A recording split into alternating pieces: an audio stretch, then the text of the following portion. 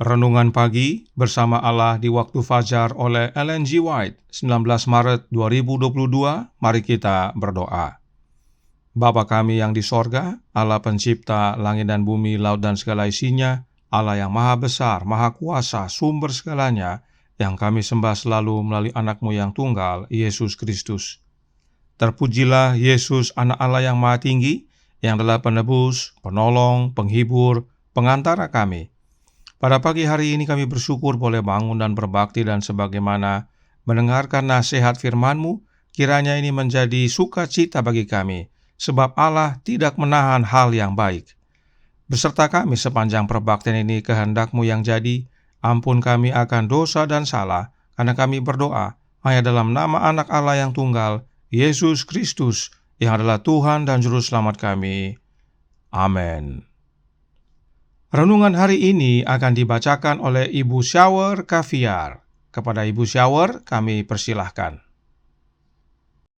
Selamat pagi saudara-saudara. Renungan kita pada hari ini tanggal 19 Maret tahun 2022 berjudul Allah tidak menahan hal yang baik. Ayat intinya terdapat dalam Mazmur pasal 84 ayat 12.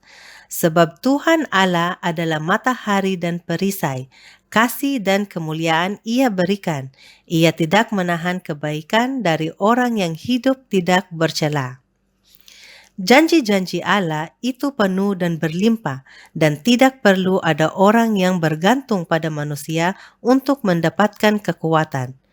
Kepada semua orang yang berseru kepadanya, Allah dekat untuk membantu dan menolong, dan Dia sangat dihina ketika setelah meminta agar kita percaya, kita berpaling dari Dia, satu-satunya yang tidak akan salah paham terhadap kita, satu-satunya yang dapat memberikan nasihat yang tepat dan beralih kepada orang-orang yang dalam kelemahan kemanusiaan mereka cenderung menyesatkan kita.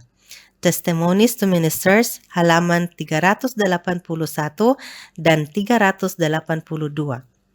Allah mencintai para malaikat yang tidak berdosa, yang melakukan pelayanannya dan taat pada semua perintahnya, tetapi Dia tidak memberi mereka kasih karunia. Mereka tidak pernah membutuhkannya, karena mereka tidak pernah berdosa. Rahmat adalah atribut yang diperlihatkan kepada manusia yang tidak layak. Kita tidak mencarinya, itu dikirim untuk mencari kita. Allah bersukacita untuk menganugerahkan kasih karunia kepada semua yang lapar dan haus akan itu, bukan karena kita layak, tetapi karena kita tidak layak. Kebutuhan kita adalah kualifikasi yang memberi kita kepastian bahwa kita akan menerima karunia itu. Testimonies to Ministers, halaman 519. Emas dan perak adalah milik Tuhan, dan Dia dapat menghujani mereka dari surga jika Dia memilih. Tetapi gantinya melakukan hal ini, Dia telah menjadikan manusia sebagai penetelayannya, mempercayakan kepadanya sarana, bukan untuk ditimbun, tetapi untuk digunakan dalam memberi manfaat bagi orang lain. Dengan demikian, Ia menjadikan manusia perantara untuk mendistribusikan berkat-Nya di bumi. Tuhan merencanakan sistem kemurahan agar manusia menjadi seperti penciptanya, memiliki karakter yang baik dan tidak egois, dan akhirnya menjadi bagian bersamanya dari pahala yang kekal dan mulia.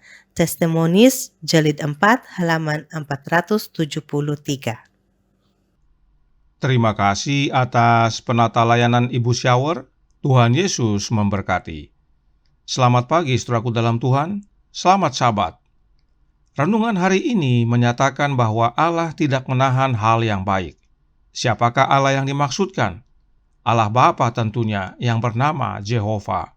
Itulah yang ayat inti hari ini nyatakan. Tuhan dalam huruf besar adalah Jehovah, dan Dia adalah Allah Bapa. Dia tidak menahan kebaikan dari orang yang hidup tidak bercela. Dan bukan hal yang baik saja, saudaraku dalam Tuhan. Hal yang terbaik juga Allah Bapa tidak tahan. Apakah hal yang terbaik dari Allah Bapa tersebut? Kita baca Selected Messages buku ketiga halaman 316 paragraf 1 yang berkata, "Pemberian terbesar Allah adalah Kristus, yang hidupnya adalah milik kita, diberikan untuk kita." Kristuslah pemberian Allah Bapa yang terbesar, sebab dengan memberikan anaknya kepada kita, Allah Bapa memberikan seluruh sorga kepada kita. Ingat kembali tulisan berikut ini dalam Selected Messages buku pertama, halaman 299 paragraf 3, yang berbunyi, "Dengan memberikan Kristus, putra tunggalnya, sebagai tebusan bagi dunia, Allah memberikan seluruh sorga." Allah Bapa tidak menahan karunia terbesar, yaitu anaknya, yang setara dengan seluruh sorga, untuk kita. Apakah kita layak untuk menerimanya? Oh tidak, kita tidak layak untuk terima pemberian Allah yang terbesar ini. Bahkan kita tidak pernah mencarinya. Malah anak Allah dikirim kepada kita untuk mencari kita yang hilang. Renungan hari ini berkata dalam Bersama Allah di Waktu Fajar, halaman 95 paragraf 2. Rahmat adalah atribut yang diperlihatkan kepada manusia yang tidak layak. Kita tidak mencarinya, itu dikirim untuk mencari kita. Allah bersukacita untuk menganugerahkan kasih karunia kepada semua yang lapar dan haus akan itu, bukan karena kita layak, tetapi karena kita tidak layak.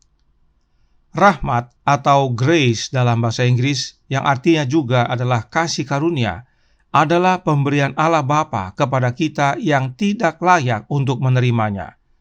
Kita tidak mencari kasih karunia, tetapi kasih karunia yang mencari kita. Bagaimanakah caranya kasih karunia mencari kita?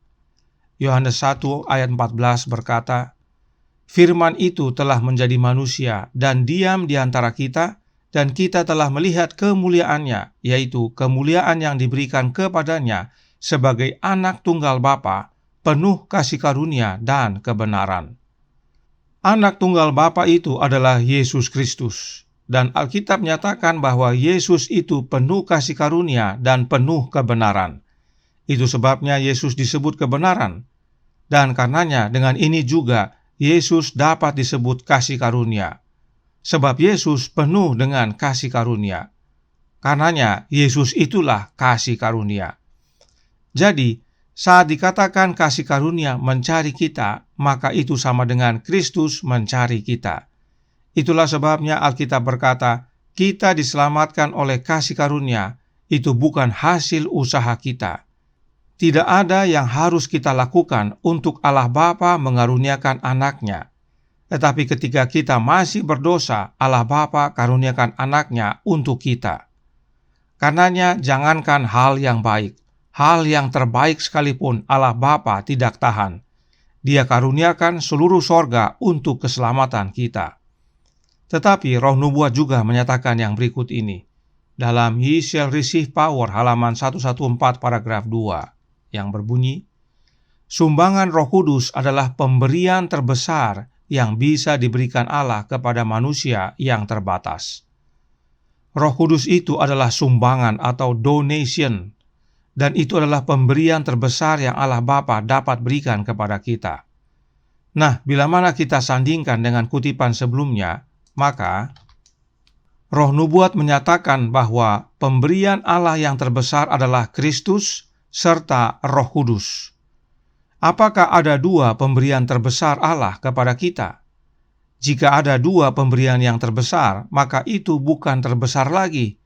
Sebab kalau disebut terbesar, maka hanya satu. Dan memang hanya satu pemberian Allah yang terbesar, yaitu Yesus Kristus anaknya.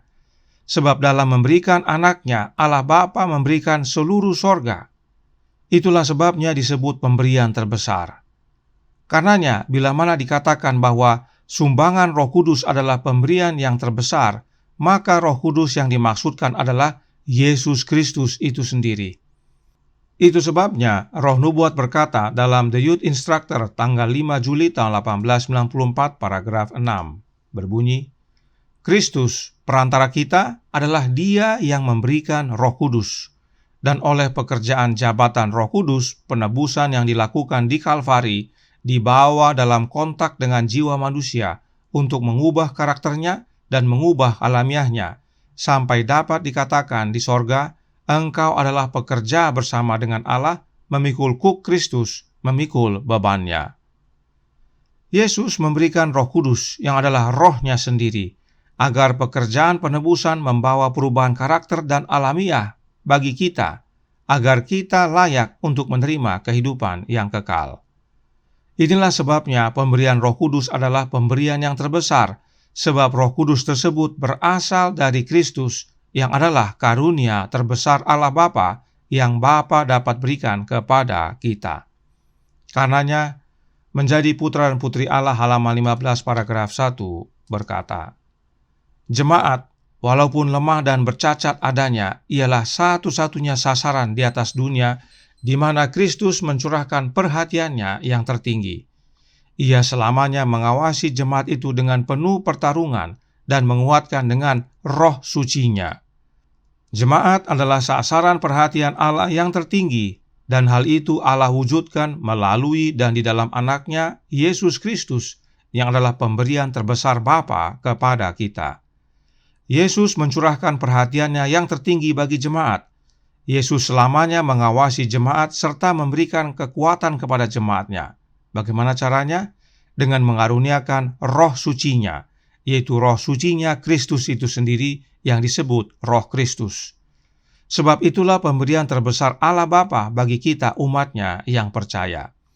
Maka artinya, yang mengawasi dan menguatkan kita adalah Yesus Kristus itu sendiri. Yesus tidak pernah serahkan kepada orang lain atau oknum lain.